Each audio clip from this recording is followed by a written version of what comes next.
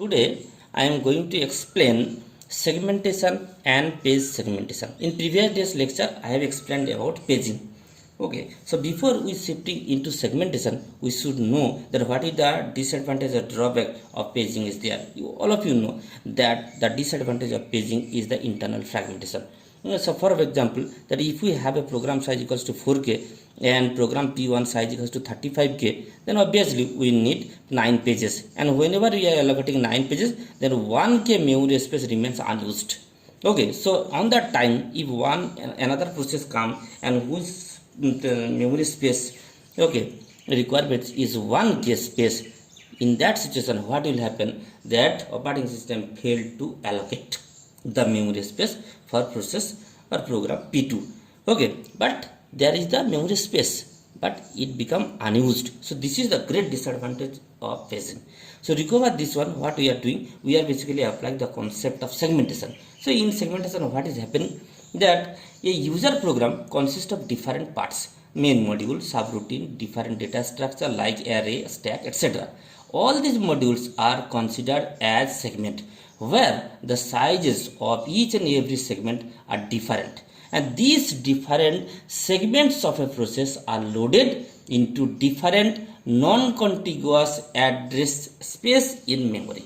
So what we are getting from segmentation? The number one, it is a non-contiguous memory allocation. Number two, it is variable size partition scheme. Number three, it allows programmers to partition their program into modules that operate independently of one another. And lastly, within a segment, memory allocation is contiguous. Okay, so this is one example that we have a program, and the program had 3 segments: data segment, code segment, stack segment, and all these segments are basically stored in the memory locations in non-contiguous way, where each and every segment has different size. So now we are considering one example that where we have 5 segments are there, S0 to S4, 5 segments are there. Now in this case, to hold the information of all the segment, we need a table. The table is known basically as segment table, and this segment table is stored into the main memory. And in this segment table, what are the attributes are there? Number one, base and limit. Base indicate the starting address and limit indicate the length of the segment. Like here, the segment S0 has been stored into the initial address 1500. Segment S3 has been stored in the initial address 3200. Segment S4 has been stored into the initial 4700. And the segment 4 starting address is 4700 and its length is 1200 bytes. Okay. Now, when the central processing unit basically generating the logical address, this logical address is basically divided into 2 parts. Okay, so number 1 is the segment number and number 2 is the offset. Then there is the segment table. Now you have to index each and every segment table entry. Okay, so how do you access? Through index. Okay, so this segment number is used, okay, to index into the segment table. Okay, so like here the segment the index has some addresses. Through these addresses it is accessing the particular segment table entry. Okay, and what is offset? So whenever we have access the segment, now we have the interest to a particular location, or we have the interest to a particular word. Okay, where there is where the word exists within a segment. Okay, within which segment? This is indicated by segment number. So segment number indicates the particular segment, and offset indicate the particular word within a segment. Okay, then we can access the particular word within a segment. Okay, so for example, we may consider that reference to byte 50. For example, reference to byte 50 of a segment 2. So what is the initial address of segment 2? 4300. This is the initial address of segment 2. Now what we wish to do? We wish to access the 50 number of byte within segment S2. Okay, so then the starting address of S2 is 4300. This is the first address. Okay, the second, then the word address is 4301. Then the address is 4302, 4304, 4305, like this one. So we used to access the 50 byte 50, okay, of segment 2. Then initial address plus 50, 43050. This is now when the logical address is generated, it is divided into two parts. S indicate the segment number and D is the offset. Okay, so in this case the segment number, that which segment? The segment 2. So now segment 2 indexing into segment table, and in segment table we are retrieving the information. The what information? The length. In case of S2, the starting address is 4300 and the length is 400. Okay, and which byte you wish to access? 50. Okay, so 50 is equals to less equals to 400. This one. Okay, so that means within a segment you wish to access a particular location. Okay, then there is no problem. So 4300, this is segment 2, and here it is returning that means the starting address. The starting address is 4300. So starting address is 4300. This is the base address 4300, and it is returning what? 50. So 4300 plus 50. So then it becomes 4350. So within physical address 4350, this is the byte it wishes to access. So next example, the reference to a byte 100 of segment 3, okay, is mapped into location of what? So then what is the starting address of segment 3? The starting address of segment 3 is 3200, and you wish to access 100 byte. Okay, so now in case of segment 3, just there segment 3, the length is 1100, and which byte you wish to say? 100. So 100 less equals to 1100. It is true. Okay, so there is no problem. Within a segment you wish to retrieve or access a particular byte. Then the base it is returning. What is the base value? The starting address of segment 3 equals to 3200. So it is returning 3200, and in this case it is returning which one? That is number of byte. So 100. So 3200 starting address plus byte number 100, it becomes 3300. So 3300, this byte within S3 it wishes to access. Now on another example, the reference to byte 1600 of segment S0. What is the problem in case of segment S0? Just check the segment S0. So CPU is generated. In case of segment S0, we are accessing this table. In case of segment S0, the limit value equals to 1500. Now you wish to access 1600. Is it true?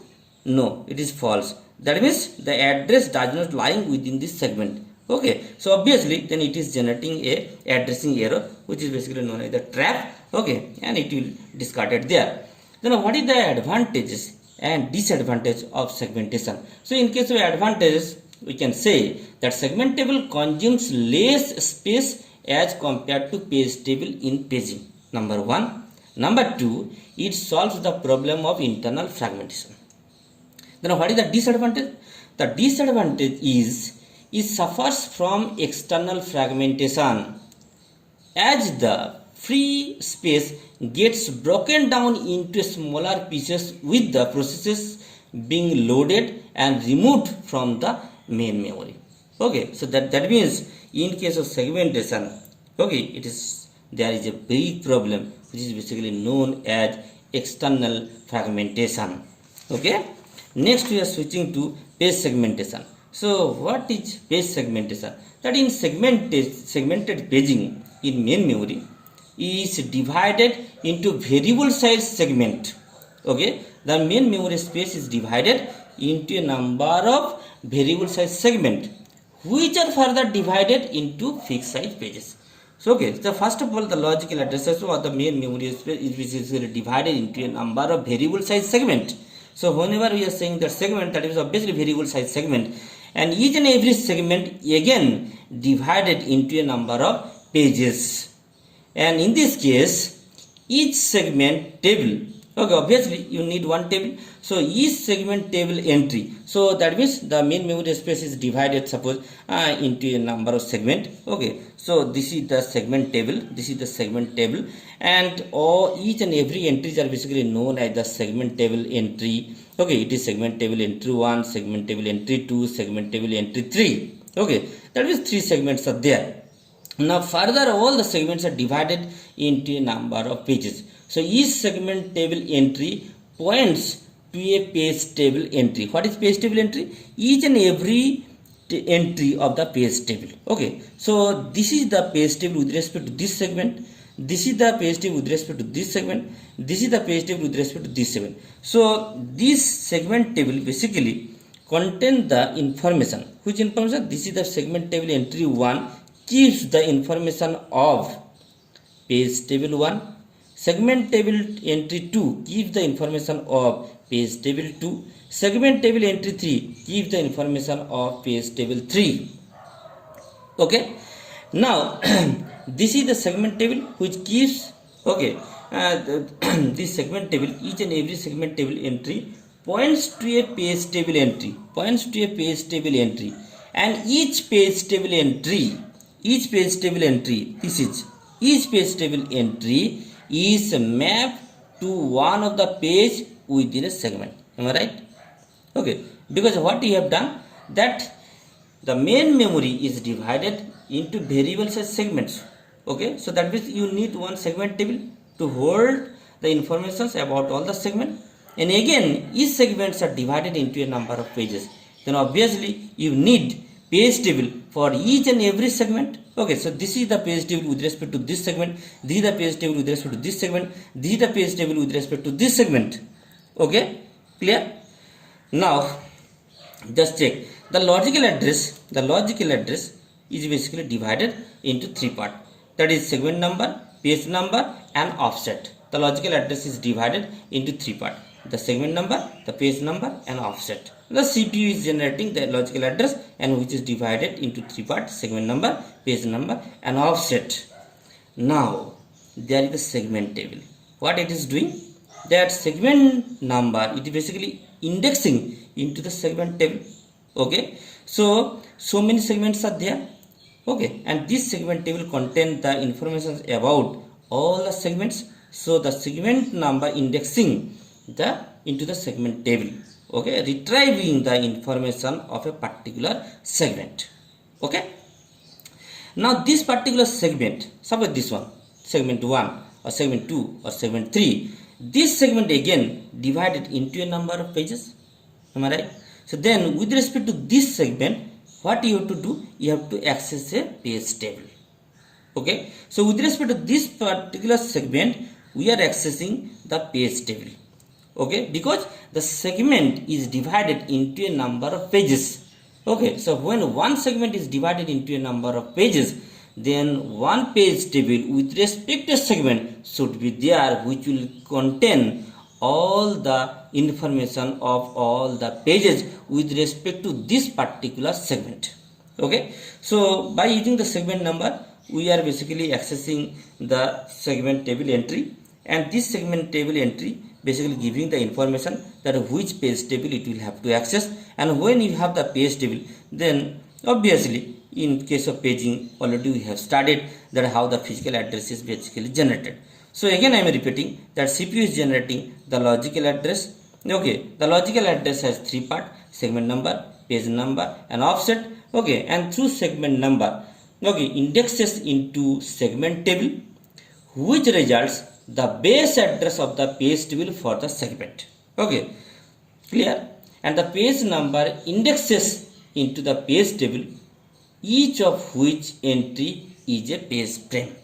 So, okay, so with respect to a logical address space, okay, we are dividing it into a number of segments, and all the segments are divided into a number of pages. Okay, so we need the segment table as well as page table. So when different segments are there, through segment table we are retrieving the information, okay, of a particular segment, and when you get from this particular segment, we came to know which particular page table is there. Okay, and we are accessing the page table, and when we have the page table, then from this page table we are basically generating the physical address, and we are accessing the main memory. Okay, so that's all about segmentation and packaging, space segmentation. That's all.